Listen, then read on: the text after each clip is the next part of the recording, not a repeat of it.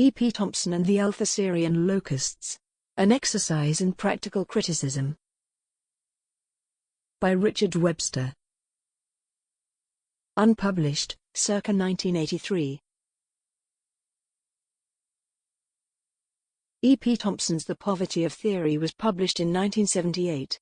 It contains 4 of Thompson's strongest and most trenchant essays in cultural criticism and is dominated by the essay from which it takes its title, a polemic, extending over some 200 pages, against the thought of Louis Althusser and the influence of structuralist models on modern Marxist theory.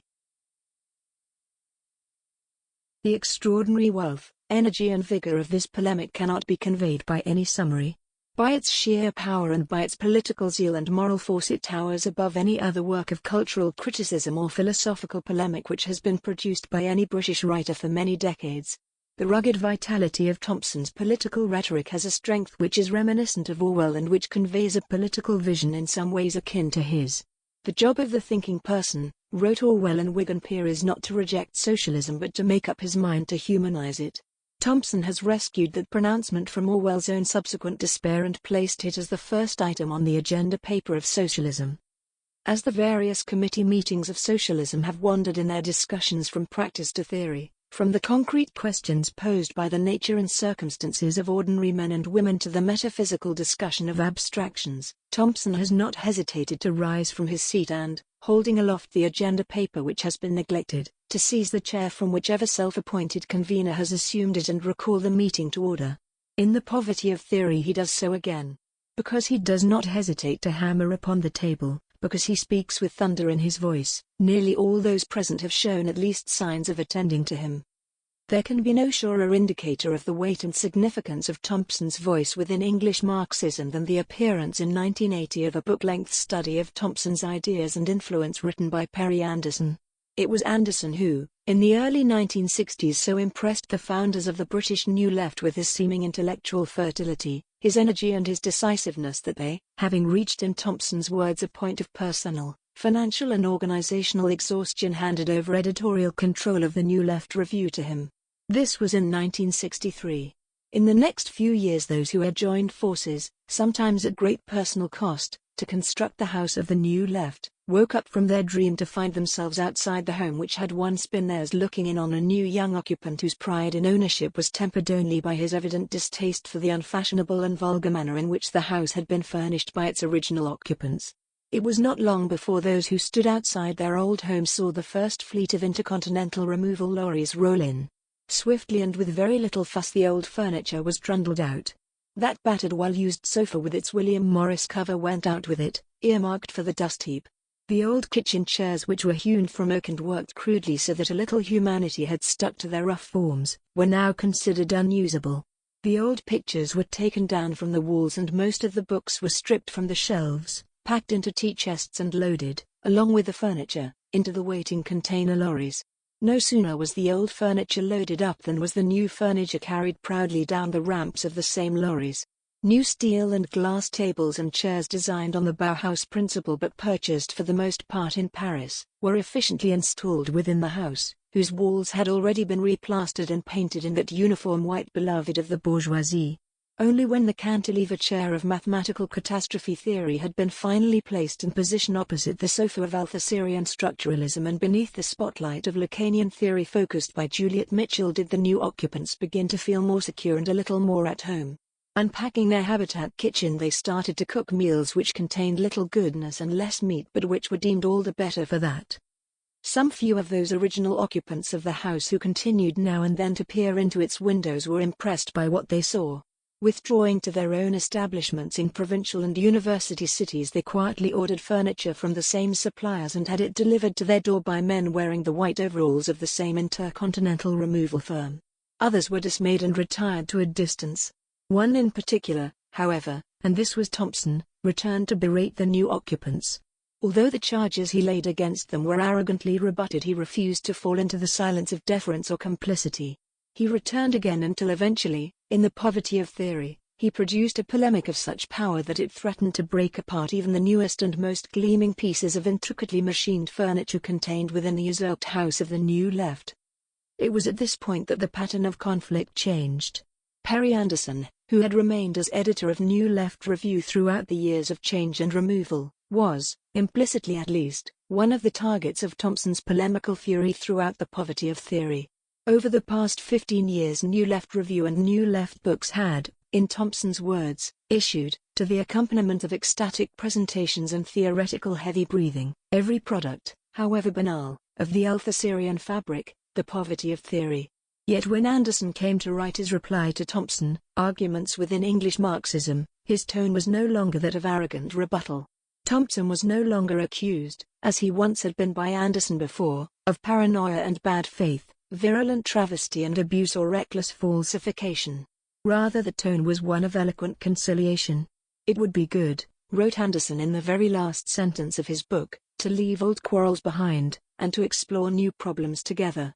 This benign conclusion does not exclude criticism of Thompson's position. But the apparent benignity is not something which appears only towards the end of the argument, for it is found throughout the book. The conclusion is, indeed, prefigured in the book's very opening paragraph, whose generosity in assessing the achievement of Thompson has no precedent within the New Left. Quotation by Perry Anderson.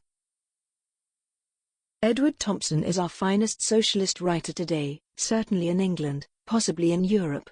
Readers of The Making of the English Working Class, or indeed Whigs and Hunters, will always remember these as major works of literature.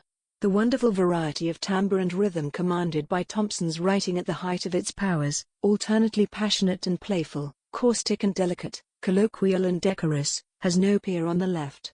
Arguably, too, the strictly historical achievement of the series of studies that extends across the 19th and 18th centuries, from William Morris to the rich group of recent essays whose collection is promised in Customs in Common, is perhaps the most original product of the corpus of English Marxist historiography.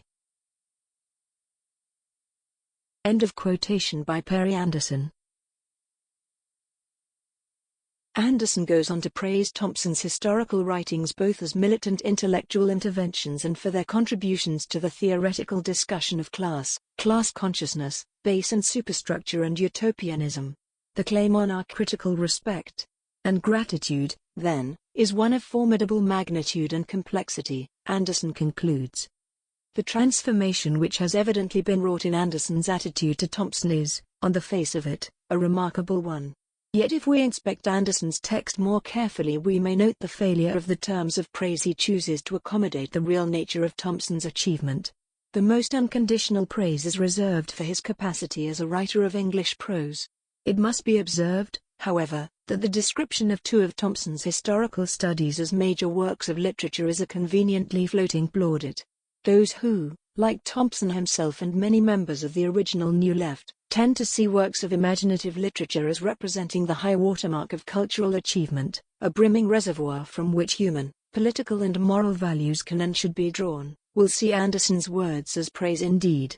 To those many members of the hard theoretical left, however, who have been ideologically educated to regard literary achievement as the ebbing of true political consciousness into the low tides of bourgeois moralism or affective nostalgia, Anderson's words may seem only to confirm an existing judgment.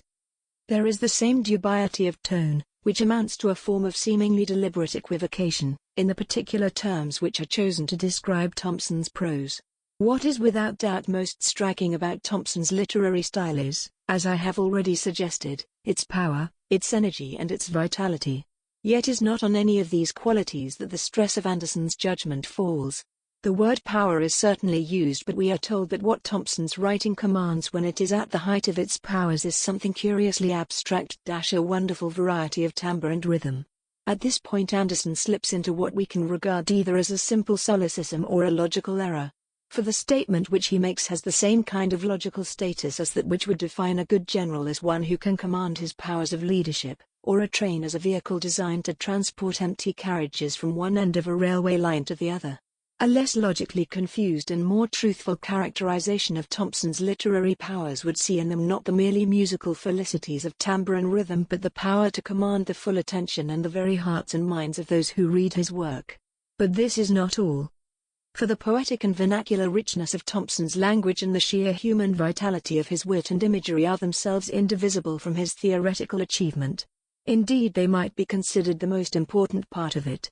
For Thompson's consistent complaint against Marx's own analysis of history and against the metaphysicalizing theoretical tradition of Marxism which has grown out of it lies in his charge that, in writing Capital, Marx was ensnared by the very categories of political economy he sought to interrogate, and that, by transferring these categories from their proper object, the abstraction capital, to a new and different object, namely capitalism, Marx commits himself to the same kind of reductionism which inevitably marks any vision conducted within the categories of political economy.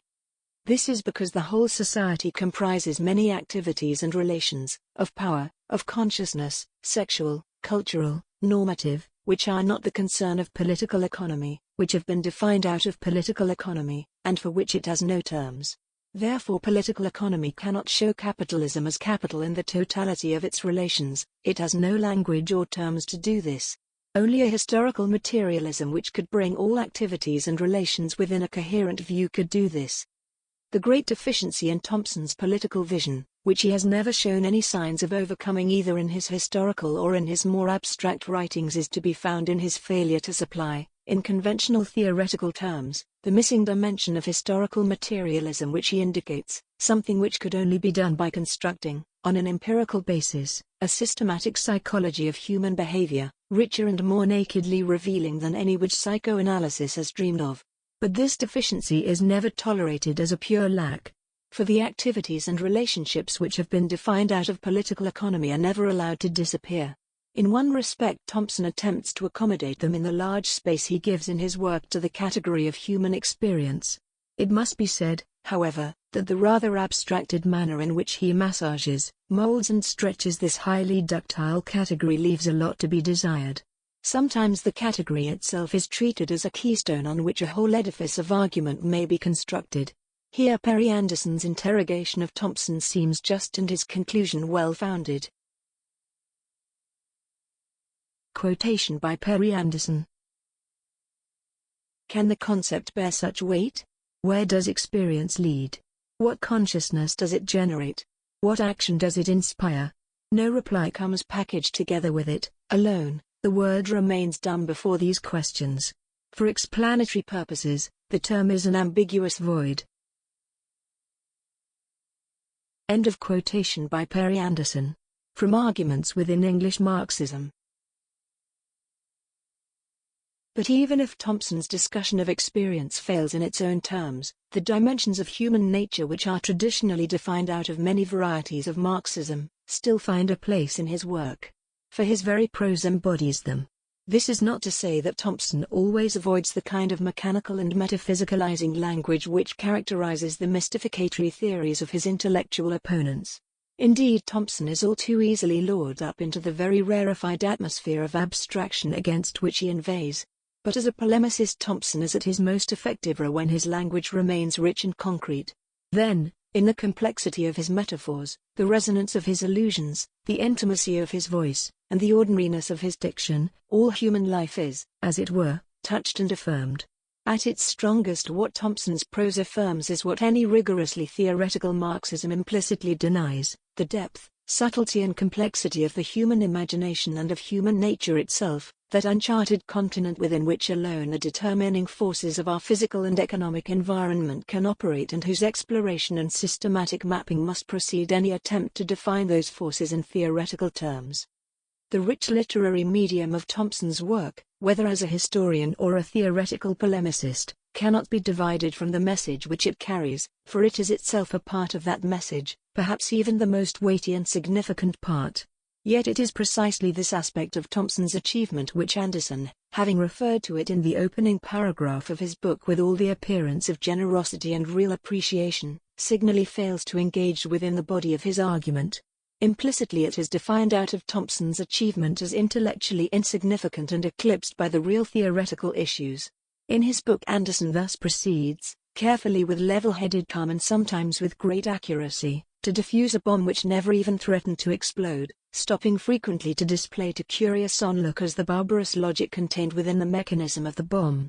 In doing this he achieves a considerable propaganda victory, and the continued annexation and subjugation of one of the rebellious provinces of Marxism is justified by a conspicuous display of the crude weapons used by those who fight for freedom.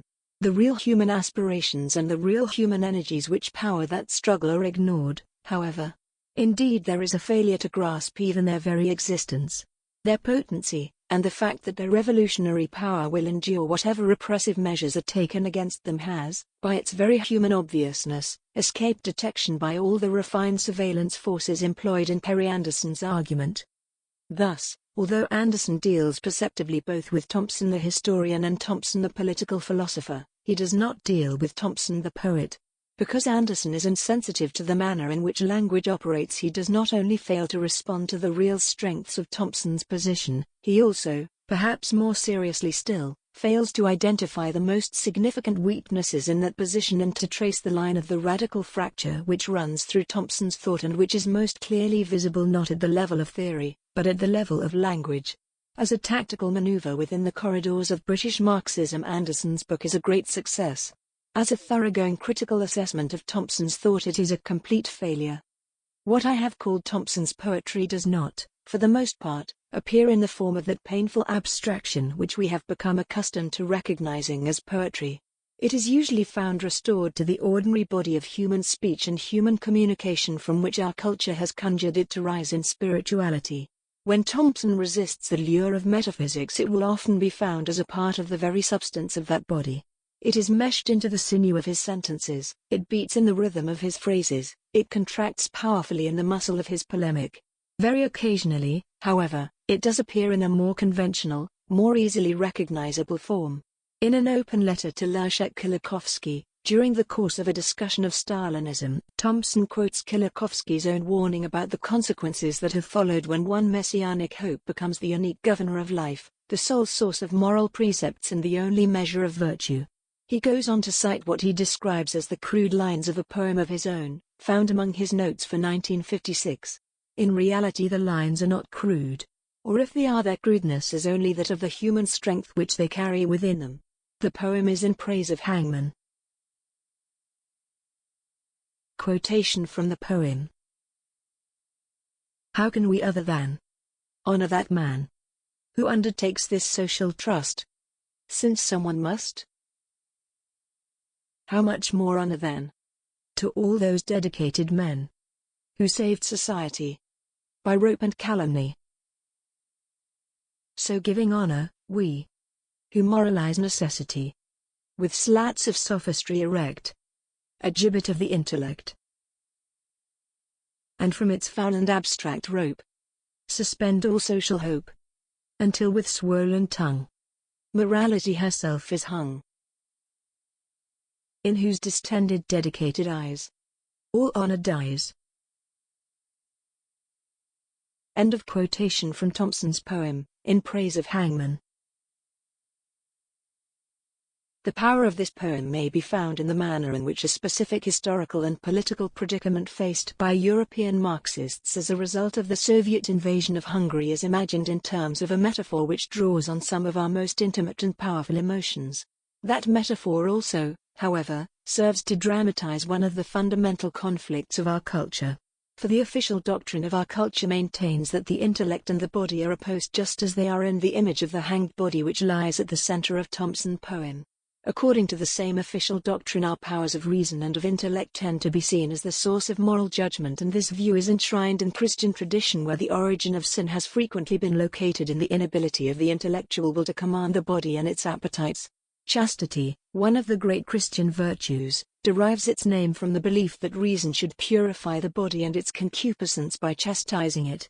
This view of the relationship between the spiritual intellect and the potentially sinful body is found again in the position accorded to the image of the crucified Christ in Christian tradition. For St. Paul, who has throughout the centuries been the most influential exponent of the Christian vision, the crucifixion of the body and its subjugation to the spirit represents the ideal which is to be pursued symbolically by all Christians, and they that are Christ's have crucified the flesh with the affections and lusts. Gal 5:24. In Thompson's poem there is no direct allusion to any aspect of this cultural background. But it is through such assumptions that any reader comes to Thompson's lines, and some of their power can only be accounted for by pointing to the manner in which they invert an inherited symbolism of values of which the reader may not even be consciously aware. In place of the cross of the spirit on which the sinful flesh is made, in St. Paul's words, To die daily and thus give birth to Christian morality, we are confronted with the gibbet of the intellect by which the living body of morality is cruelly murdered. Behind this level of the poem there is another yet more subversive aspect. This is the manner in which morality is personified not just as a human being but as a woman whose physicality is given visual immediacy in the reference to the swollen tongue and the distended dedicated eyes. Here the inversion of traditional moral symbolism is powerfully completed. For while we are normally offered, as a token of the moral wealth of our culture, the image of a man crucified upon a cross, what we are offered in praise of hangman as a perverse representation of the triumph of the intellect, is the image of a woman suspended on a gibbet. By presenting an image of a tortured human body not as a religious ideal but as an indictment of totalitarian cruelty, and by doing so in a particular iconic form, Thompson's poem strikes at the very roots of our spiritual orthodoxies. What is obliquely offered is a redemption into morality not through the spirit but through an affirmation of the body of woman. The point is crucial to any assessment of Thompson's achievement. For much of the strength of his work and much of the originality in his view of the history of the English working class might be said to proceed from his skepticism about, and sometimes explicit hostility to, conventional Christian morality and values. Those who have wished to emphasize the sober constitutional ancestry of the working class movement, he writes in The Making of the English Working Class, have sometimes minimized its more robust and rowdy features. It would be wrong to suggest that Thompson himself emerges as full-bodied champion of working-class spontaneity, still less of sexual exuberance, but the needle of Thompson's socialism is deflected frequently towards the buried ore of such bodily wealth, and this attitude shows distinctly in his protests against the joylessness of the Puritan tradition of dissent and that crusade against bodily spontaneity which he sees as culminating in the Methodist movement. After examining what he describes as sexual, maternal, Oedipal, sadomasochistic, sacrificial and necrophiliac themes in the imagery of some Methodist hymns, he writes that, quotation by Thompson, "It is difficult to conceive of a more essential disorganization of human life, a pollution of the sources of spontaneity bound to reflect itself in every aspect of the personality. Since joy was associated with sin and guilt, and pain, Christ's wounds, with goodness and love, so every impulse became twisted into the reverse, and it became natural to suppose that man or child only found grace in God's eyes when performing painful, laborious or self-denying tasks. To labor and to sorrow was to find pleasure, and masochism was love." End of quotation by Thompson. From The Making of the English Working Class. It is in the terms of this attack on Methodism that Thompson reveals the depth of his kinship with the tradition of English Romanticism, particularly with the anti-Puritanism of Blake and Lawrence. The strength of this romantic tradition, combined with the still more immediate influence of Shakespeare, Wordsworth and William Morris, lies near the very heart of Thompson's socialism. What is sometimes painfully evident in his own work, however, is the extent to which he mistrusts that heart and the intuitive analysis of Christianity which goes with it. More so than was ever the case with Lawrence, Thompson's anti-Puritanism is of a distinctly puritanical kind. We need only look closely at the terms of the attack on Methodist imagery which is quoted above in order to see that at the very core of that attack is the notion of pollution. It is, it would seem, only by rallying all his intellectual forces under the standard of purity that Thompson is able to muster the courage to attack those Christian forces who, gathered on the other side of the field, perpetually campaign beneath the very same standard. This kind of intellectual self-deception extends throughout Thompson's analysis of Christianity and Christian psychology, and his whole perspective on Methodism simply does not square with the historical, liturgical and ritual facts of the Christian tradition. There is a very common tendency among lapsed Christian sectarians to regard their own sect as uniquely life-denying, uniquely hostile to sexual enjoyment. Lapsed Catholics will frequently refuse to entertain even the possibility that any Protestant upbringing could conceivably have been more oppressive than their own. Similarly, lapsed Protestants, brought up on tales of the sinful indiscretions of medieval popes, are frequently genuinely unaware of the depth of hostility towards the human body and sensual enjoyment which is central to the Catholic tradition. As an ex-Methodist, Thompson puts forward just such a reactionary view of his own church. In fact, no single one of the perverted or sadomasochistic sexual images which Thompson uses to characterize the attitude of Methodism towards the body is unique to Methodism. All of them can be found throughout the Christian tradition, frequently in the New Testament itself.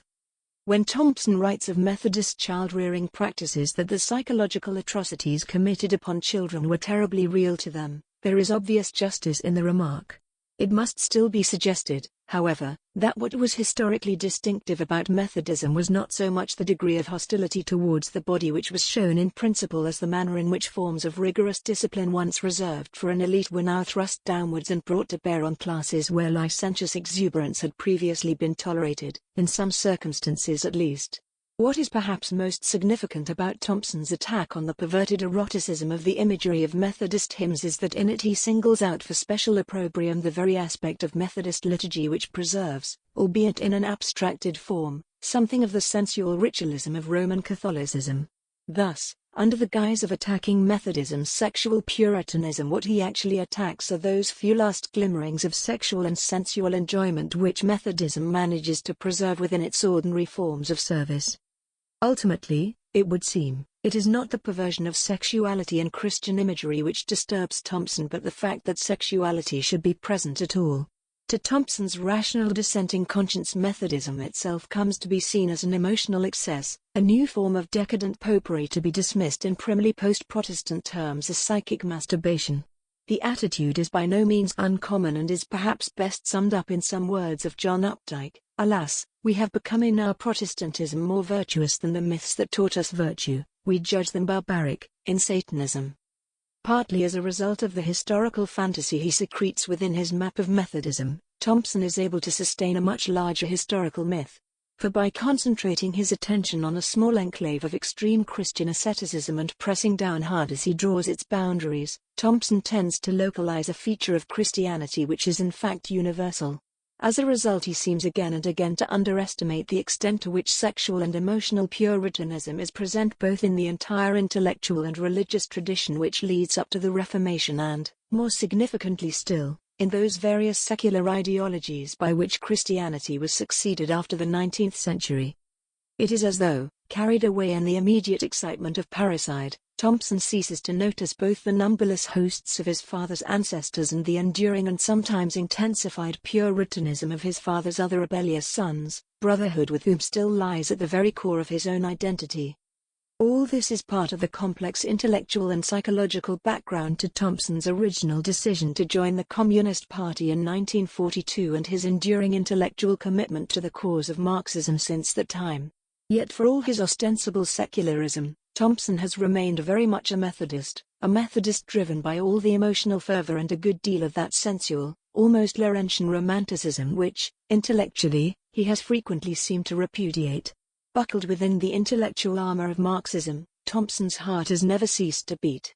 Indeed, it would sometimes seem that it has grown larger in response to the ever more harsh restraints which Marxist ideology has placed around it. Thus, while in his historical writings he has rebelled against Methodism from without, he has continued to rebel against the Church of Marxism from within.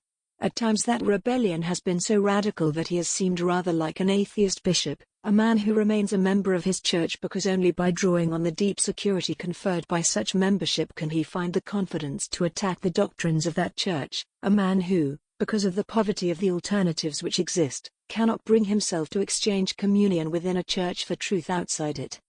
But Thompson has also stayed within the Marxist tradition because he has seen it as a broad church, encompassing rather than excluding elements of romantic utopianism far removed from Marx's own reductive economic determinism. Aware, perhaps more than any other modern Marxist, of the enduring vitality and strength of popular dissent throughout the centuries, and of the enormous apocalyptic energies and idealism which were once tapped by the socialism of Morris, of Carpenter of the Labour Church and the early Labour Party, he has tended to identify this kind of utopianism as the central tradition of the left, and in it he has found a historical charter for his own radical idealism.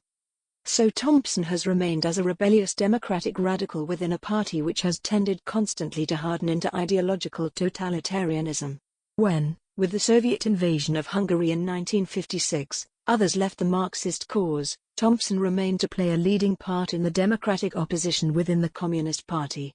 The poem in praise of Hangman shows something of the nature of the idealism which fired this rebellion, and it is that same sensual idealism which lies behind his opposition to the high-altitude theoreticism of the New Left, which came to a head in the attack on Althusser made in The Poverty of Theory. Yet the terms in which this attack is made are fraught with contradictions which spring from Thompson's own deeply divided sensibility. This is partly because, in his inability to relinquish faith in the gospel of Marx, Thompson sets out to fashion a new version of that gospel.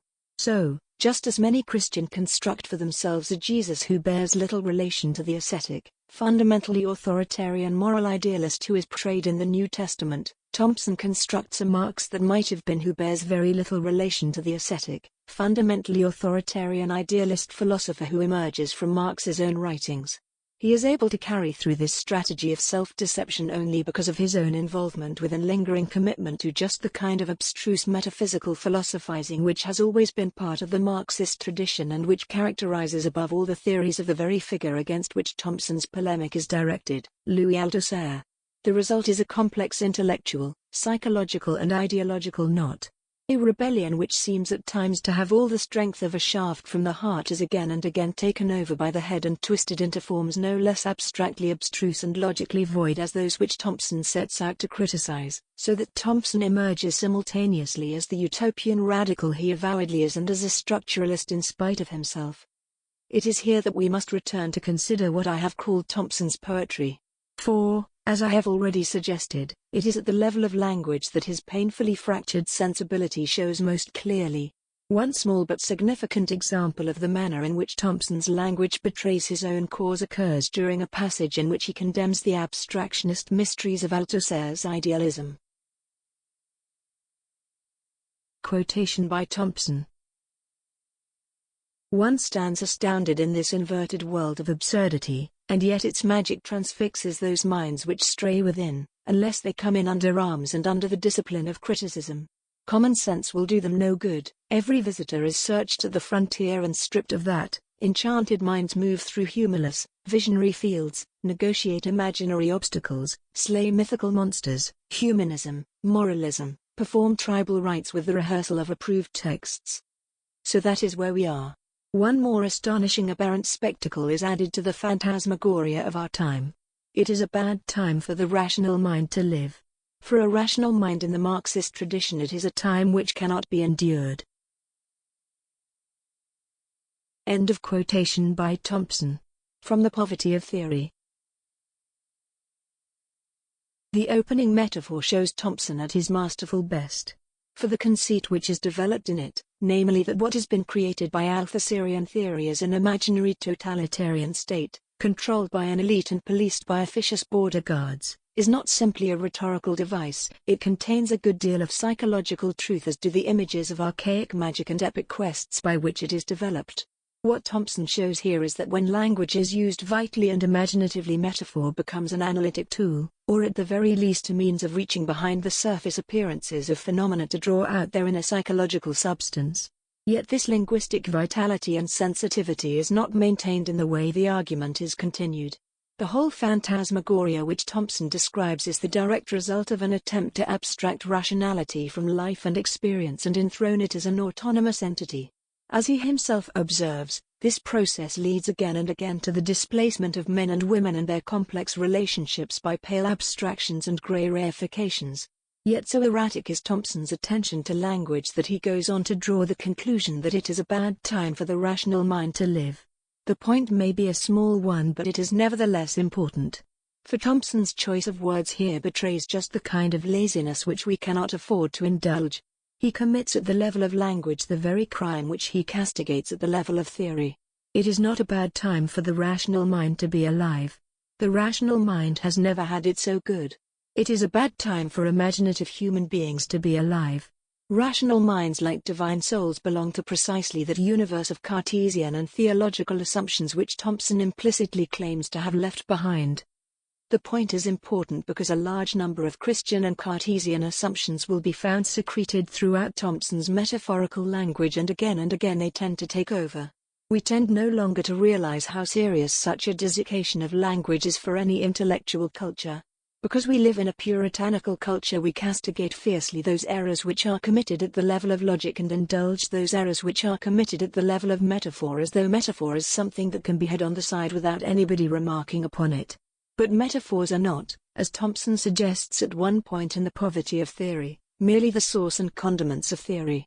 They are the substance of our imaginative life, a crucial part of any profound thinking about the problem of human nature. Just as we recognize in abstract arguments logical errors and inconsistencies, so too should we recognize errors and inconsistencies in metaphorical language. For metaphor is the very money of language. Because there are so many worthless, counterfeit metaphors coined every day, we must always be careful to use only those which belong to our true wealth, and to use them only in the appropriate context.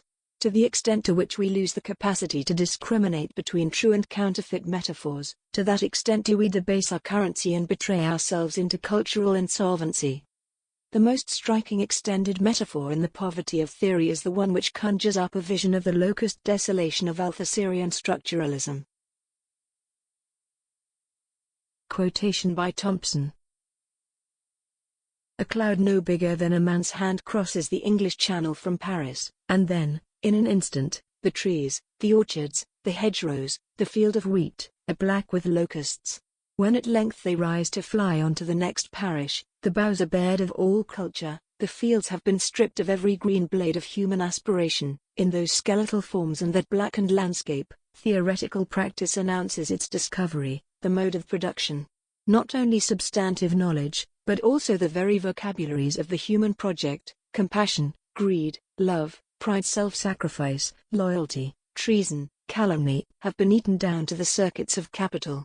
These locusts are very learned Platonists. If they settled on the Republic, they would leave it picked clean of all but the idea of a contradiction between a philosopher and a slave.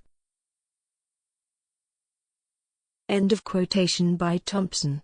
From The Poverty of Theory. This passage is possessed of great power and vitality. In it the imaginary desolation of structuralism is located precisely. It takes place not in some generalized, abstract notion of England which has been stripped of historical and geographical particularities, but among the stocked orchards of a few adjacent Kentish parishes. The perspective implied by the very first words of the passage situates the action even more exactly. The scene might almost be that which is specified at one point in King Lear by Shakespeare, the country near Dover. We stand looking out across the channel on those very chalk cliffs where Edgar, poor Tom, once talked to his blind father not long before another band of French invaders came. Indeed, the poetry of King Lear, which is so near to the heart of Thompson's socialism, resonates in the image of the diminutive insects which he uses and in the words dasher, cloud no bigger than a man's hand dash, with which the passage begins. Quotation from King Lear. How fearful and dizzy 'tis, to cast one's eyes so low. The crows, and choughs, that wing the midway air, show scarce so gross as beetles. Halfway down hangs one that gathers samphire, dreadful trade. Methinks he seems no bigger than his head. The fishermen, that walk upon the beach, appear like mice. End of quotation from King Lear.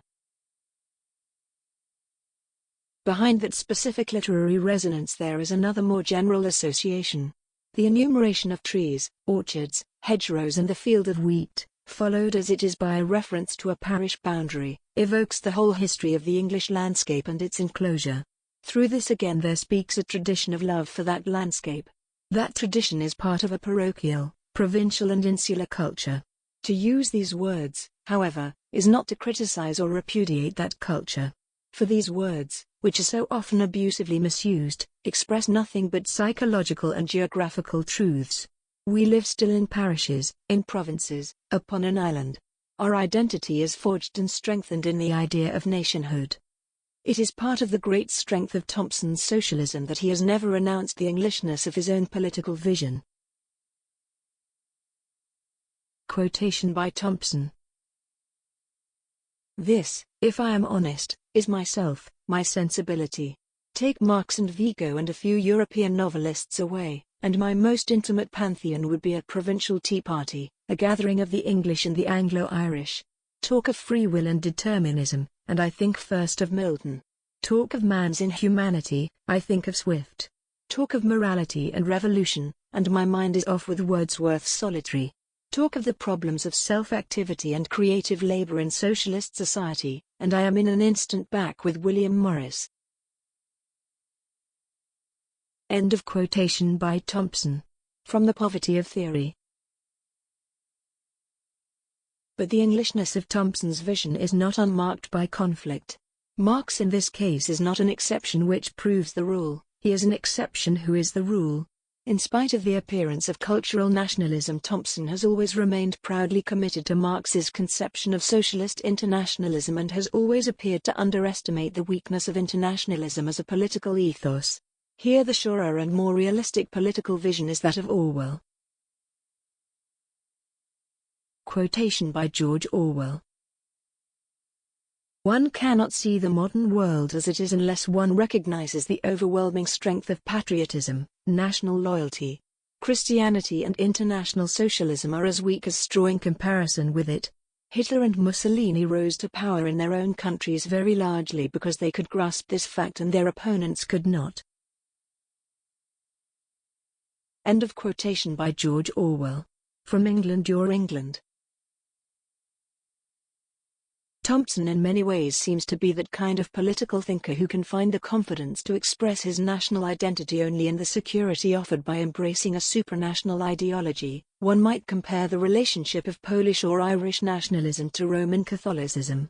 The way in which his nationalist sentiments are made subservient to an international ideology seems to indicate the underlying insecurity of Thompson's national identity. It is in this connection that we may remark that the first inconsistency which enters into Thompson's locust metaphor is actually the locusts themselves. For they belong not to the fields of England or even the cosmopolitan swarms of Paris. They belong rather to the deserts of Egypt and the plagues of a wrathful God. Like many social critics before him, Thompson has first to step into the deserts of the Old Testament before he can prophesy to England. It is the Puritanism involved in such an imaginative exile which desiccates his vision and threatens to betray its vital force. This Puritanism is also obliquely present in the enumeration of what Thompson, with some intellectual affectation, calls the vocabularies of the human project. For the words which Thompson selects and characterizes as parts of a rich and verdant vocabulary now blighted by structuralism are not any which affirm ordinary human animality or even dispassionately record it.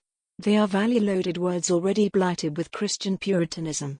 The word greed often refers to the unrestrained indulgence of bodily appetites, but intrinsic to the word is a condemnation of such indulgence. Elsewhere in his writings Thompson uses the word in this conventional rigorously puritanical manner, and it is such a usage which he evidently has in mind here. The term self-sacrifice is even more clearly out of place. To implicitly oppose structuralism to a human project which uses self-sacrifice as one of its key terms is to present a false opposition. For no ideology other than structuralism has taken the Christian virtue of self-sacrifice to such an extreme and self-destructive degree. Self-sacrifice is always necessary to some degree in every society. But it does not belong to any wealth that we have lost. We have too much of it already. It is because we have sacrificed ourselves and all the wealth of our bodies with such saintliness that we are sometimes willing to sacrifice other men and women and their bodies to our ideals. Until we value our own lives and our own bodies more, we will never value the lives of others more. That is why locusts have no business to be feeding on self-sacrifice. Any locust with an ounce of imagination who chanced to land on that reason-struck tree which towers above our culture would soon spit out its dry, cracked leaves in distaste and go on and down to feed on a vocabulary more succulent and more green. Alternatively, if it really was a true structuralist locust without an ounce of imagination to its name, it would recognize immediately its home and settle down and start to build a nest. We have not done with these locusts yet, however. For it needs to be remarked that locusts are never, as Thompson's locusts are, black. Nor, when they eventually fly on, do they leave behind a blackened landscape. Real locusts may not be black, but the locusts of the imagination frequently are. They are in this case because the central function of the locusts in Thompson's metaphor and the source of their emotive force is to be found in the manner they evoke not just an invasion but an unclean invasion, an invasion of small, greedy animal organisms who leave behind them not just the pure desolation of structuralism but their own black contamination. It is just here that we come up against a fundamental mistake. committed at the level of metaphor which, because of the imaginative richness of the language which is involved, tends not to be recognized as such and is usually characterized, if it is characterized at all, as a mere excess. It is not an excess. It is a mistake. To use such a metaphor is not to show rhetorical originality. It is rather to manifest true xenophobia. For the underlying psychological pattern of this metaphor is one of the oldest in the totalitarian book. It was used by Christians against heathens, by Puritans against papists, by zealous churchmen against the witches they burnt. It was used by Trotsky against Stalin. It was used by Stalin himself. It has also been used widely in another context. Thompson compares structuralism to the progress of locusts across rich, green countryside. Throughout the centuries, anti-Semitic propaganda has frequently compared the Jewish people to a plague of insects. Hitler once compared the Jewish spirit working behind history to the progress of a bacillus, a proliferation right across the world, now slow, now leaping ahead. Everywhere it sucks and sucks. At first there is teeming abundance, in the end only dried up sap. Cited in Norman Cohen, Warrant for Genocide. The image of the small insect or diminutive parasite has always received our most loathed projections because it is associated both with the masochistic sense of smallness and, through the parasite's oral greed, with regressive fantasies. The repository of all uncleanness, such organisms invite nothing other than hygienic destruction. Because of the distance they are removed from humanity, because of their very minuteness, no humanitarian or moral considerations need be applied to them. Rather they must be treated with the same efficiency and lack of compunction which we display towards dirt and pathogenic organisms. It was precisely this argument which National Socialist propaganda repeatedly put forward in regard to the Jews. As well as being portrayed as unclean and microscopically small organisms, viruses, bacilli or germs, Jews were also depicted as small, unclean animals. A party manual called upon good Aryans to squash Jews and members of other inferior races like roaches on a dirty wall. Goebbels wrote, "It is true that the Jew is a human being, but so is a flea a living being, one that is none too pleasant. Our duty towards ourselves and our conscience is to render it harmless." It is the same with the Jews. There is, it need scarcely be said, a world of difference between the tone of Thompson's polemic and the outright destructiveness of totalitarian propaganda. But that is really not the point. The context in which the locust metaphor appears is that of an attack against the repressive totalitarian imagination, and one of the charges which Thompson justly brings against Althusserian Marxism is that it has failed even to begin to investigate the realm of the emotions, of the irrational and of sexual behavior. Yet Thompson's own practice and his metaphorical language repeatedly betray him, throughout his polemic, into the habits of the totalitarian imagination he seeks to oppose. There is even one point in Thompson's argument when complex metaphor combined with the oblique attribution of uncleanness to structuralism gives way to crude scatological invective. Quotation by Thompson. We might define the present situation more precisely if we employed a category found frequently in Marx's correspondence with Engels, but a category which evaded Althusser's vigilant symptomatic scrutiny. All this shit, Geschichtenschaffenschaft, in which both bourgeois sociology and Marxist structuralism stand up to their chins, Dahrendorf beside Polantzers, modernization theory beside theoretical practice, has been shat upon us by conceptual paralysis, by the dehistoricizing of process and by reducing class, ideology, social formations, and almost everything else, to categorical stasis. The systems analyses and structuralisms, the econometric and cleometric groovers, all of these theories hobble along programmed routes from one static category to the next. And all of them are Geschichtenschaffenschaft, unhistorical shit. End of quotation by Thompson. From The Poverty of Theory. What is objectionable about this passage is not its crudity. What is objectionable is that Thompson himself is evidently so afraid of the realm of the unclean that as he enters it his critical intelligence and cultural sensitivity desert him. The result of this desertion is that Thompson's metaphor, instead of accurately revealing the psychological reality which lies behind structuralism and bourgeois sociology, catastrophically inverts it. For bourgeois sociologists and Marxist structuralists do not stand up to their chins in shit. Rather they sit, radiant and enthroned, in the celestial purity of heaven. The fundamental dualism of our culture which is in question here has perhaps best been expressed by W.H. Auden.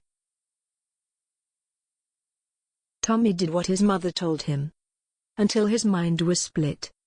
The one half thought of angels, the other half of shit.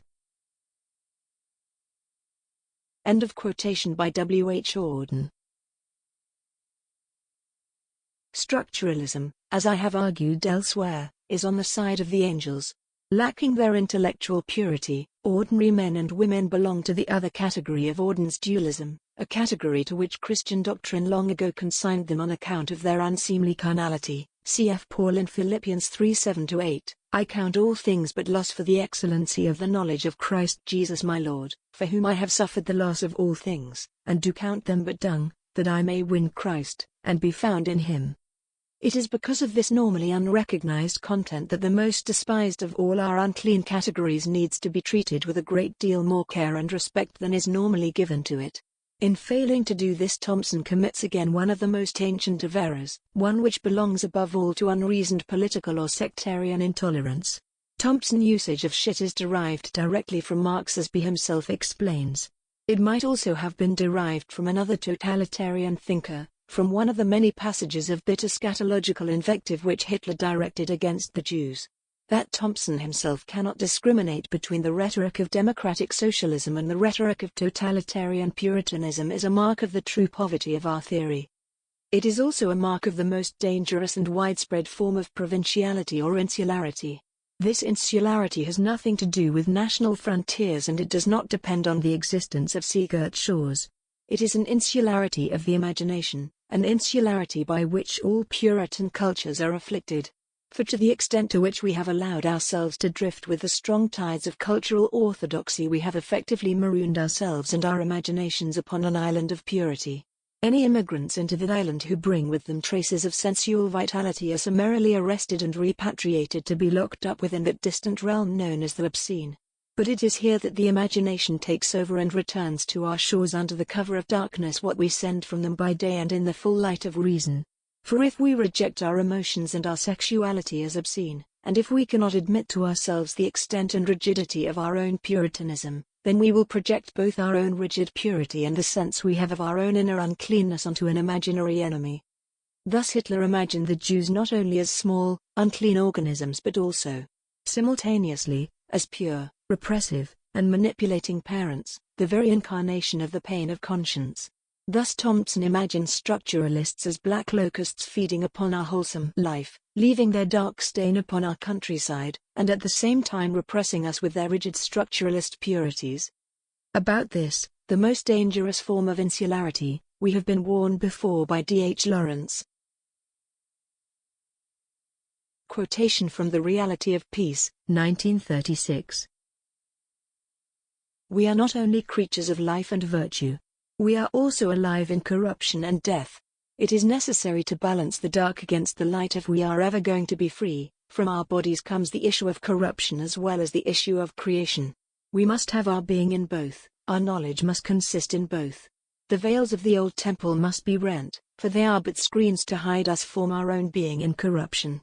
Either we can and will understand the other thing that we are, the flux of darkness and lively decomposition, and so become free and whole, or we fight shy of this half of ourselves, as man has always fought shy of it, and gone under the burden of secret shame and self-abhorrence. If we are ashamed, instead of covering the shame with a veil, let us accept that thing which makes us ashamed, understand it and be at one with it. If we shrink from some sickening issue of ourselves, instead of recoiling and rising above ourselves, let us go down into ourselves, enter the hell of corruption and putrescence, and rise again, not fouled, but fulfilled and free. If there is a loathsome thought or suggestion, let us not dispatch it instantly with impertinent righteousness, let us admit it with simplicity, let us accept it, be responsible for it. It is no good casting out devils. They belong to us, we must accept them and be at peace with them. For they are of us. We are angels and we are devils, both, in our own proper person. But we are more even than this. We are whole beings, gifted with understanding. A full, undiminished being is complete beyond the angels and the devils. This is the condition of freedom, that in the understanding I fear nothing. In the body I fear pain, in love I fear hate, in death I fear life. But in the understanding I fear neither love nor hate nor death nor pain nor abhorrence. I am brave even against abhorrence, even the abhorrent I will understand and be at peace with. Not by exclusion, but by incorporation and unison. There is no hope in exclusion. For whatsoever limbo we cast our devils into will receive us ourselves at last. We shall fall into the cesspool of our own abhorrence. There is nothing on earth to be ashamed of, nor under the earth, except the craven veils we hang up to save our appearances. Pull down the veils and understand everything, each man in his own self-responsible soul. Then we are free. End of quotation by D.H. Lawrence. From The Reality of Peace, 1936. The Lawrence we celebrate in our literary culture is not the Lawrence who speaks in this passage. It is a figment of the critical imagination which has never been very rich. It is a Lawrence desiccated by leavers who could not and would not understand the wealth which is locked up in the realm of obscenity, and who therefore excised from Lawrence what he did not like and preached the rest from that pulpit where he always preached culture and sensitivity for the few and literacy for the many. The other Lawrence, not the elitist Lawrence but the Lawrence of inclusion, of incorporation and unison, he did not preach. And the obscene Lawrence, the Lawrence of Lady Chatterley's lover which we once prosecuted, is the one our intellectual culture still does not understand and still does not value. And so we have never come to understand everything, even our own abhorrence. We have only the feared and sham science of psychoanalysis which we use to console and deceive ourselves against the recognition of our poverty.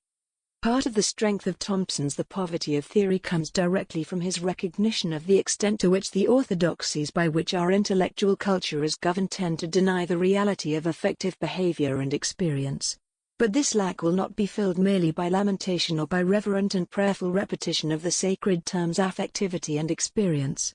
Nor can it be accurately diagnosed when the criterion of health is the supposed fullness of a broad tradition of Marxist investigation which is to be opposed to the recent anorexia of Althusserian structuralism. In this respect it must be suggested that Althusserian Marxism is made in The Poverty of Theory to carry a myth very similar to that which Thompson makes Methodism bear in the making of the English working class. Indeed, one of the sources for the vision of blighted desolation which lies behind his locust metaphor might well be a passage from a Methodist tract which Thompson cites in his earlier work. Quotation in The Making of the English Working Class. God, before he can justify us freely, must wither our gourd, blast the flower of proud hope, take away the prop of self-dependence, strip us of the gaudy covering of Christless righteousness, stop the boasting of pharisaical self-sufficiency, and bring the guilty, abased, ashamed, blushing, self-despairing sinner, to the foot of the cross. End of quotation in The Making of the English Working Class. In focusing attention on the barrenness of Althusserian Marxism, what Thompson effectively creates is a Methodism within Marxism. Once again, by using this strategy, he tends to localize a feature of the Marxist sensibility which is in fact universal, just as he does elsewhere with the Christian sensibility. It is certainly true that Thompson is aware of a line extending directly from Marx's own work to the anti-effective posture of structuralism. But he treats this reductive element in Marxist thought as though it were merely an aberration. Marx's real project and the true object of historical materialism is, we are told, a unitary knowledge of society. Marx himself, Thompson suggests, soon strayed from his own project, but since that time Marxist historians have resumed it. In an attempt to enter, through historical experience, directly into the real silences of Marx, they have examined the drama of Aeschylus, ancient Greek science, the origins of Buddhism, the city-state, Cistercian monasteries, utopian thought, Puritan doctrines, feudal tenures, the poetry of Marvell, Methodist revivalism, the symbolism of Tyburn, Grand Despots and riots, Behanist sects, primitive rebels, economic and imperialist ideologies, and every type of class confrontation, negotiation and refraction. The list is certainly a long one. But when they get to the end of it, some readers will still feel a certain disappointment, like that of the child who, having inspected the contents of a large packet of assorted biscuits, is confirmed in his or her original suspicion that none of them have any chocolate on the outside or even any cream on the inside. As we munch into the poetry of Marvell, which at least contains a few currents, we might well reflect that, were history still written, as it once was, by monks, then the modern Marxist monk could do most of his research and compile most of the chronicles demanded of him without ever taking off his cassock or putting his chastity at risk.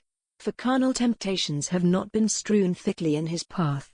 Cistercian monasteries, Puritan doctrines and the poetry of Marvel are all very well, but what of the harlots of Hogarth, the obscenities of Rochester, Victorian pornography, or child-rearing and family relationships throughout the centuries? Revolutionary brotherhoods and confrontations of class are all very well, but what of sisterhoods and confrontations of sex? Of late it is no doubt true that the Marxist bookshelves have begun to groan with feminism. But it is a feminism of a significantly bitter and unemancipated variety which is frequently, as in Juliet Mitchell's work, committed to the reactionary formulations of Freudian and Lacanian psychoanalysis. In short, while latter-day Marxists have entered a good many of Marx's silences, there are a great many others which remain unentered and frequently unidentified.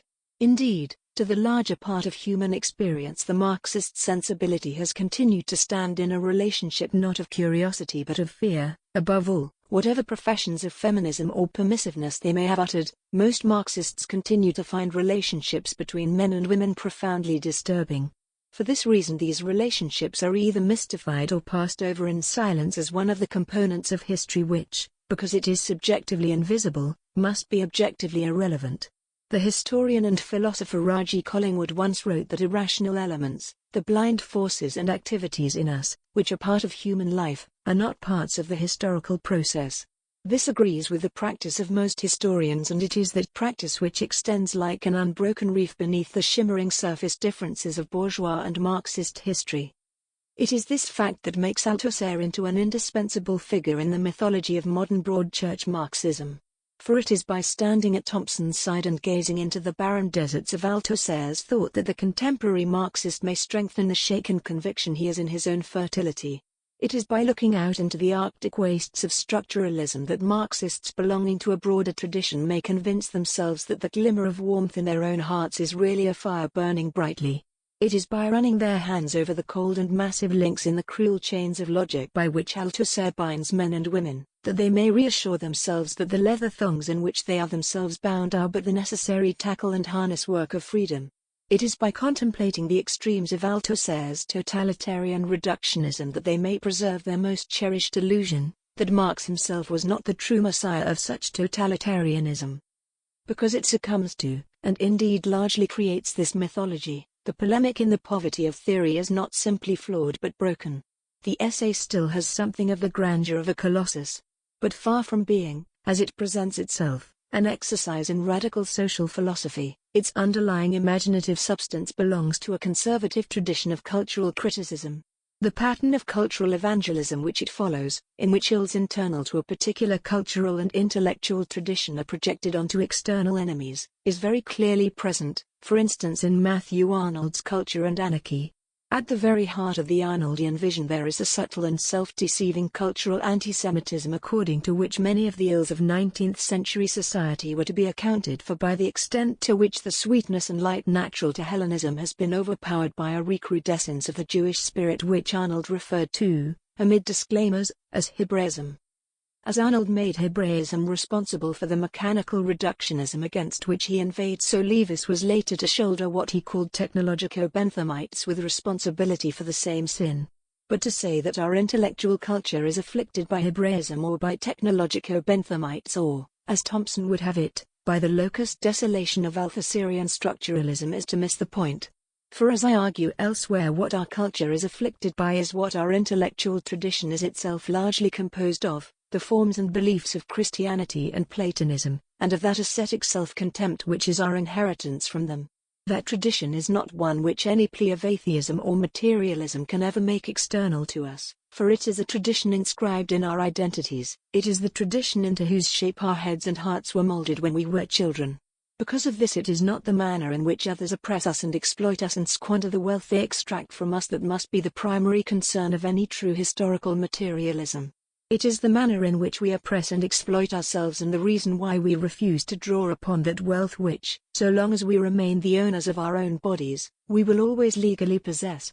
It is that capital whose complexities and relationships we must first map if we are to begin to understand the social and economic relationships in whose network all forms of capital have their being. So long as we follow Marx in concentrating attention on an external, merely financial capital, so long as we continue compulsively to look outside ourselves for an external bourgeois, capitalist, aristocratic or imperialist enemy, then just so long is it likely that we will continue to oppress ourselves and fail to recognize that whatever external revolution we may effect, our internal hierarchy of power will remain unchallenged, and our true capital unliberated. Under the guise of a socialism of the state we will thus promote a totalitarianism of the soul. In our efforts to achieve liberation we will tighten still further the harness of that self-control from whose constricting clasp around our bodies we, in our craven fear of freedom, draw so much security. We, in our intellectual and political culture, have clung too long to the skirts of Marxism. It is time to stop. For if we can only find within ourselves the confidence to let go and stand up and look deep into the eyes of Marx himself, then we will see just how much fear and just how much terror those eyes contain. We will see just how weak is the soul from which we seek to draw strength. Thompson has never done this. In the poverty of theory his polemic against Althusser is at the same time a profession of his continued allegiance to Marx and to the Marxist tradition. Ultimately it is only by looking behind Thompson's own thought to that of the thinker who continues, in spite of all, to dominate it, that we can locate accurately the weakness of his analysis. For the weaknesses which I have pointed to in the way Thompson develops his locust metaphor against Althusser are not exclusive to his own thought or to the thought of earlier cultural critics such as Leavis and Arnold. Their immediate source is in Marx and they characterize a crucial element in the Marxist sensibility. Marx is frequently portrayed as standing outside the main intellectual tradition of our culture, as introducing for the first time scientific materialism into a climate of thought dominated by transcendental idealism. Few of the many mass delusions of our intellectual culture have ever been more tragically false. For Marx belongs, and signals his belonging with every word that he writes, to the cold heart of orthodoxy. His work is marked above all by that ascetic Christian tradition under which his ancestors suffered and into which he was baptized at his father's wish at the age of 7. Marx's most influential inheritance from the Christian tradition was, like that of Hitler, the mythology of anti-Semitism. For anti-Semitism was, throughout the Middle Ages and into the 20th century, a key element in many of the most influential versions of Christian doctrine. This aspect of Marx's thought has frequently enough been noted, but it has never, even by Marx's fiercest critics, been given its full significance. By Marx's apologists it tends, as one might expect, to be minimized or suppressed. A typical example of this process is provided by the most prolific and widely read of all Marx scholars, David McClellan.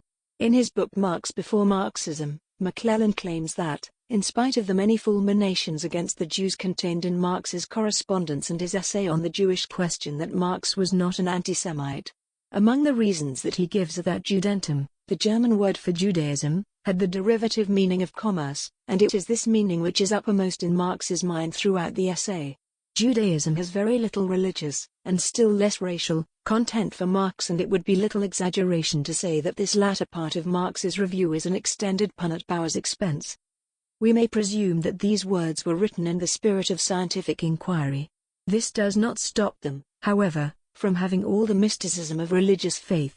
For what McClellan does in these words is to put his finger on what is perhaps the most fundamental aspect of Marx's thought. And having put his finger on it, McClellan, in worshipful reverence, longingly leaves it there, as though upon an icon he has come to adore. As a result, even he himself is unable to see the massive significance of the truth to which he inadvertently points. For it is precisely the ambiguity of the term Judentum which is central to Marx's anti-Semitism. At the very heart of his political and intellectual vision we will find not an objective analysis of social and economic relationships, but a translation of anti-Semitic fantasies into a new anti-capitalist mythology which is then presented as a science. The first signs of this will be found in Marx's two essays on the Jewish question, which McClellan's lovesick words, quoted above, so romantically idealize. In the second of these essays Marx's fantasy Jew emerges clearly as the model for his fantasy capitalist. Quotation from On the Jewish Question. Let us not seek the secret of the Jew in his religion, but let us seek the secret of religion in the real Jew. What is the profane basis of Judaism? Practical needs, self-interest, very well, in ridding itself of huckstering and money and thus from real and practical Judaism, Our age would emancipate itself. We discern in Judaism, therefore, a universal antisocial element of the present time whose historical development, zealously aided in its harmful aspects by the Jews, has now attained its culminating point. The Jew has emancipated himself in a Jewish manner not only by acquiring the power of money, but also because money has become, through him and also apart from him, a world power, while the practical Jewish spirit has become the practical spirit of the Christian nations. The Jews have emancipated themselves insofar as the Christians have become Jews. Money is the jealous god of Israel, beside which no other god may exist. Money degrades all the gods of mankind and changes them into commodities. The bill of exchange is the real god of the Jew.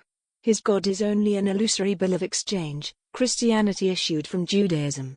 It has now been reabsorbed into Judaism. From the beginning, the Christian was the theorizing Jew, consequently the Jew is the practical Christian. And the practical Christian has become a Jew again. It was only then that Judaism could attain universal domination. As soon as society succeeds in abolishing the empirical essence of Judaism huckstering and its conditions, the Jew becomes impossible. The social emancipation of the Jew is the emancipation of society from Judaism. End of quotation from On the Jewish Question. In his later, more purely economic writings, Marx refrains, for the most part, from expressing his anti-Semitism directly. Again and again, however, we will find his anti-capitalism imbued with that violent irrationalism which he had earlier vented in his discussion of the Jewish question. After an early phase of romantic utopianism, Marx's philosophy came increasingly to be forged out of a rigorous work ethic from which spontaneity and sensuality had departed. Throughout the imagery of his later work there is an oblique awareness of this loss. According to his analysis, the rule of capital was the domination of living men by dead matter, and he was preoccupied with images of drained vitality.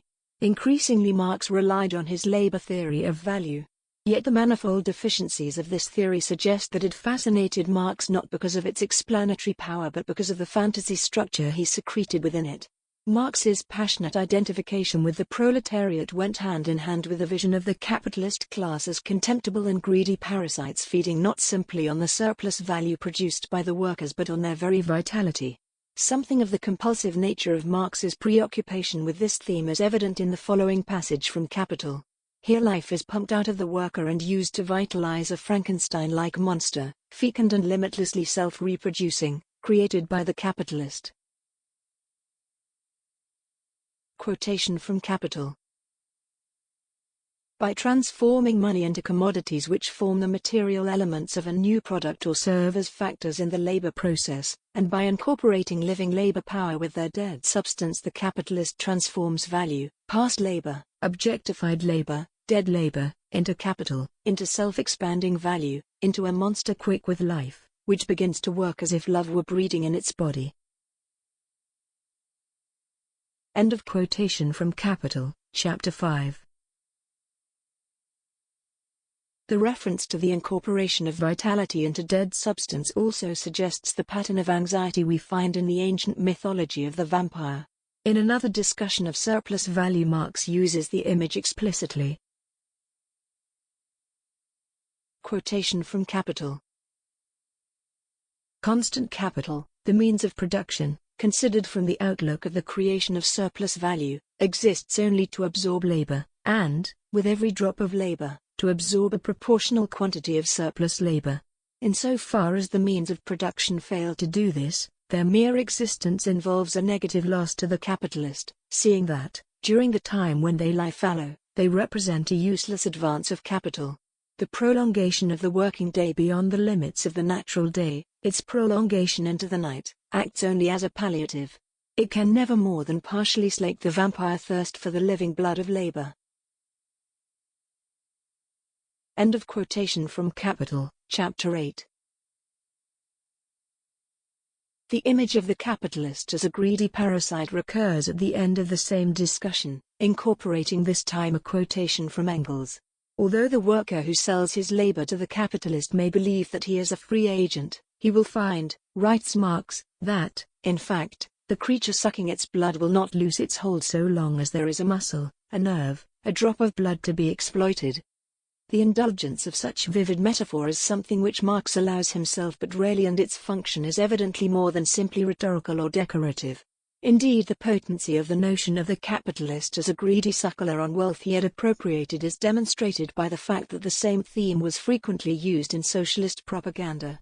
Here, to cite but one example, are the words of the Irish revolutionary socialist, Joseph Connolly, writing at the close of the 19th century. Connolly here seeks to persuade his countrymen that you cannot free Ireland unless you are prepared to take up arms against your economic oppressors, even though they may be Irish themselves. Irish nationalism in itself, in short, which does not concern itself with material conditions, can never be a sufficient condition of liberation. Quotation by Joseph Connolly. Let us free Ireland. Never mind such base, carnal thoughts as concern work and wages, healthy homes, or lives unclouded by poverty. Let us free Ireland. The rack-renting landlord, is he not also an Irishman, and wherefore should we hate him? Nay, let us not speak harshly of our brother, yea, even when he raises our rent.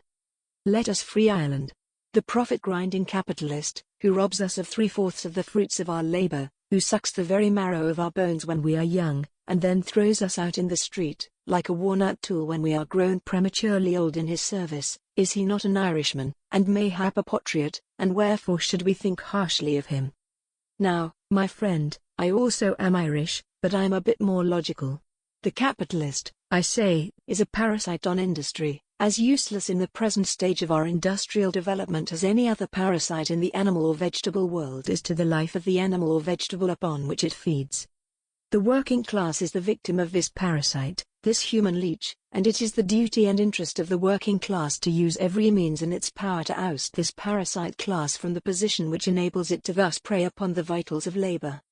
Therefore, I say, let us organize as a class to meet our masters and destroy their mastership, organize to drive them from their hold upon public life through their political power, organize to wrench from their rubber clutch the land and workshops on and in which they enslave us, organize to cleanse our social life from the stain of social cannibalism, from the preying of man upon his fellow man. Organize for a full, free and happy life for all or for none. End of quotation by Joseph Connolly. Marx himself used the metaphor of the parasite or vampire to project onto the working class his own sense of inner deadness, his sense of having been sucked dry by that ascetic work ethic which is the most insidious means by which money-centered societies perpetuate their structure. At the same time, however, he projected onto his fantasies stereotype of the capitalist his own obsessive interest in money and his own thwarted bodily appetites and fantasies of oral regression. The reason that this tendency of Marx has been so rarely remarked on by his commentators is that the metaphors he uses to describe financial activity are so conventional, so long established in our culture, that they have become almost invisible. These metaphors belong above all to the long tradition of Christian anti-Semitism which referred to usury, whether carried out by Christians or Jews, as Judaizing, and which frequently represented this highly civilized sin as being one of primitive bestial greed. Marx himself cites in a footnote in Capital a long and violently destructive passage in which Martin Luther describes usurers as money gluttons and compares their activities to the ravenous feeding of Cacos, who rends and eats all alone. In a similar manner Shakespeare attributes to the usurers, flatterers and seekers of patronage who besiege Timon a cannibalistic appetite for flesh and blood. O you gods, what a number of men eat Timon and he sees them not. It grieves me to see so many dip their meat in on man's blood. Timon of Athens, I too. In The Merchant of Venice a voracious appetite is also attributed to Shylock whose usurious desires, intimately associated in the play with his Jewishness, are described as wolvish, bloody, starved and ravenous, for I.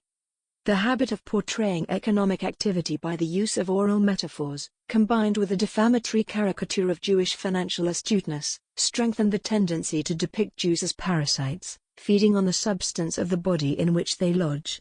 The charge has assumed various forms.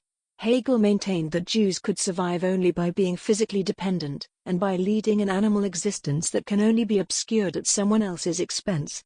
The young Hegelian Arnold Ruge referred to Jews as maggots in the cheese of Christianity. The lurid fantasy that all Jews were possessed of an essentially parasitic nature was to become a classic element in modern anti-Semitism.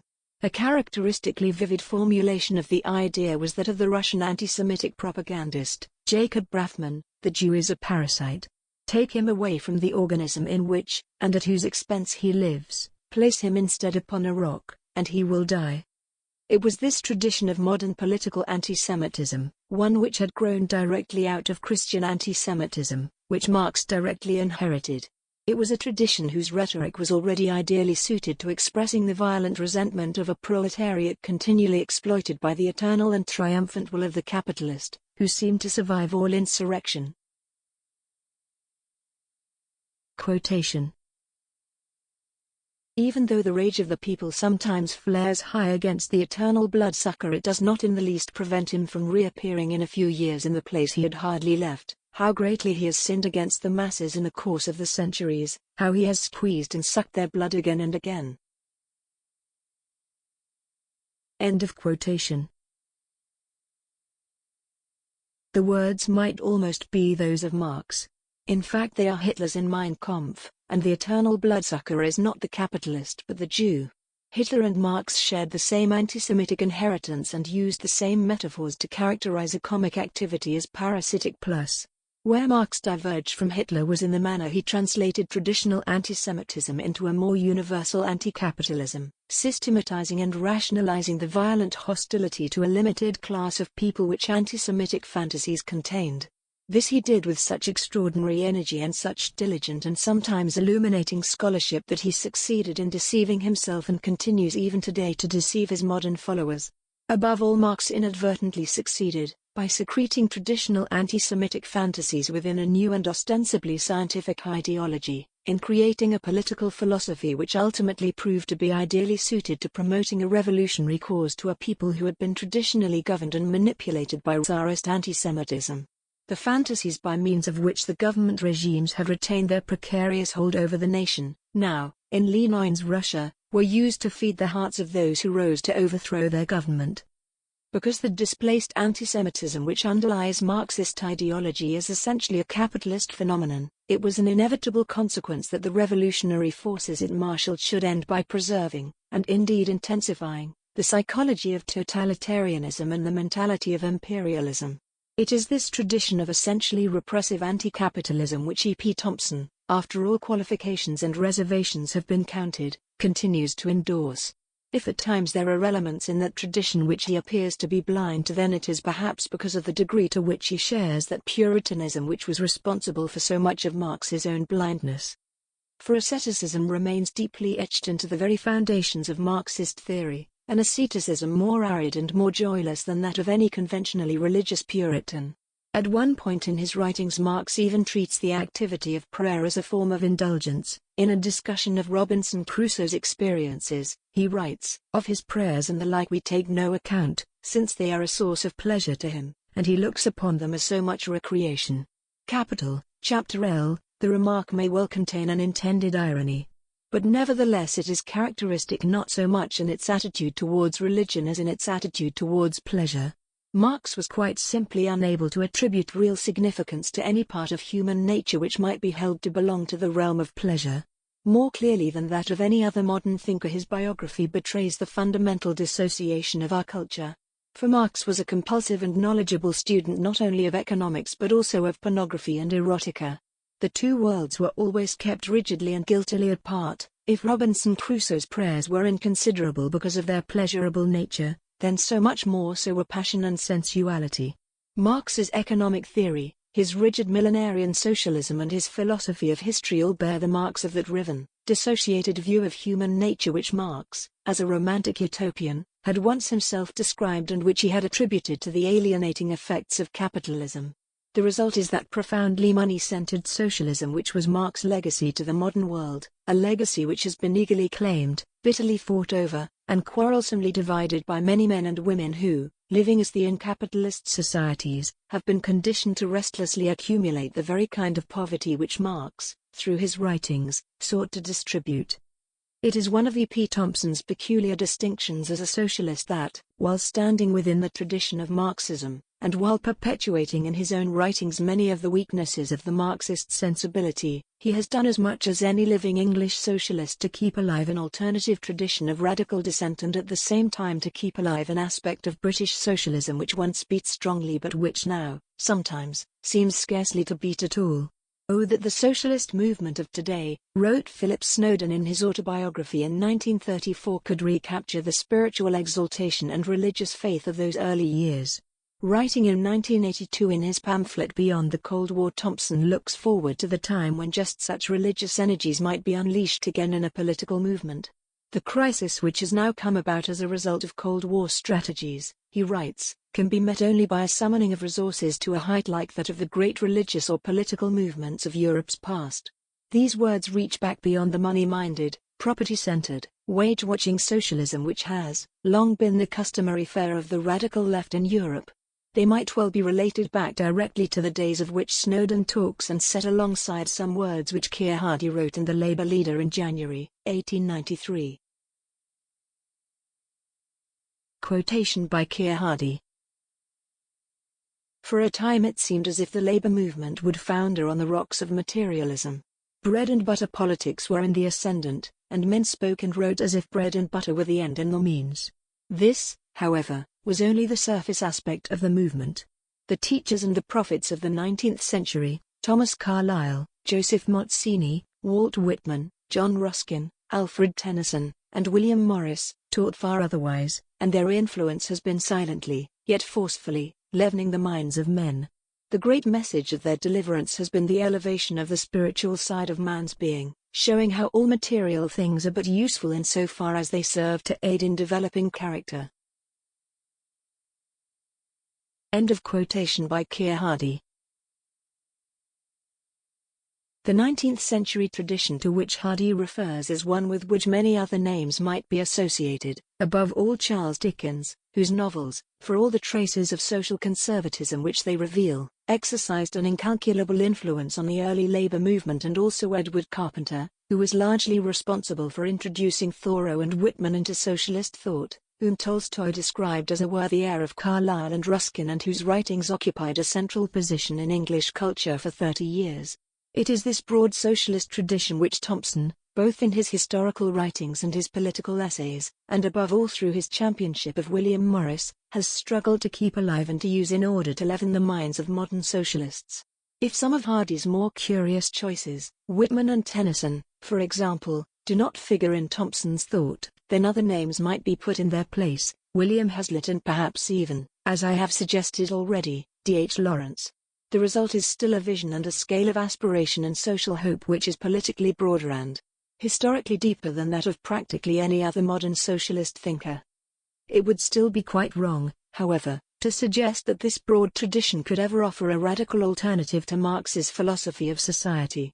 For although it is a much richer tradition, the conflict by which Marx's sensibility is riven lies, like an unperceived equivocation, at its very heart.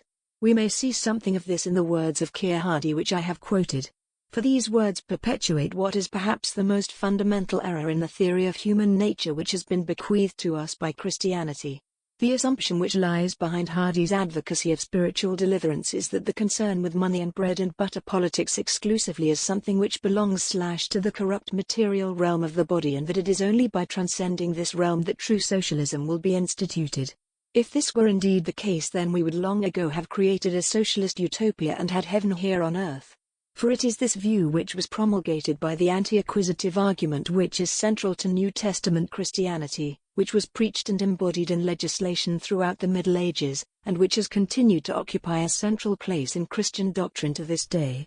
The falseness of Christian theory on this matter is perhaps best demonstrated by the abundance of Christian practice to the contrary.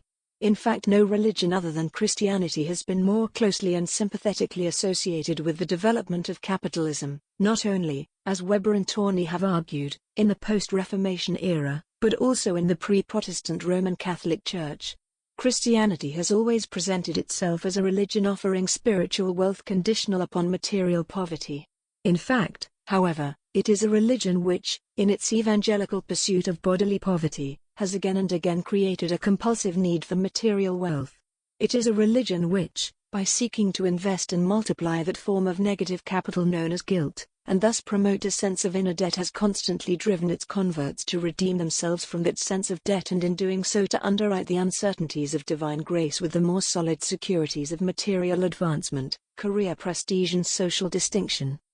Perhaps the clearest illustration of this is a passage from the writings of John Wesley which was cited by Max Weber in The Protestant Ethic and the Spirit of Capitalism and has been frequently quoted by historians and sociologists since. Quotation by John Wesley. Religion must necessarily produce both industry and frugality, and these cannot but produce riches.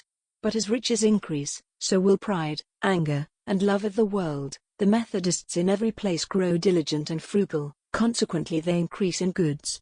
Hence they proportionately increase in pride, in anger, in the desire of the flesh, the desire of the eyes, and the pride of life. So, although the form of religion remains, the spirit is swiftly vanishing away. End of quotation by John Wesley. The dilemma to which Wesley points in Perplexity is, in very many ways, still the central and unresolved problem which lies at the heart of modern socialism. For at the very core of the modern labor movement we will find an impassioned belief in frugality of body and opulence of mind, to use the Ruskinian phrase of Robert Blatchford, the most widely read socialist propagandist of the 1890s. Behind that phrase there lies a central ambivalence in the attitude which socialists have adopted, not simply towards the energies, aspirations and impulses of the working class but towards human nature as a whole.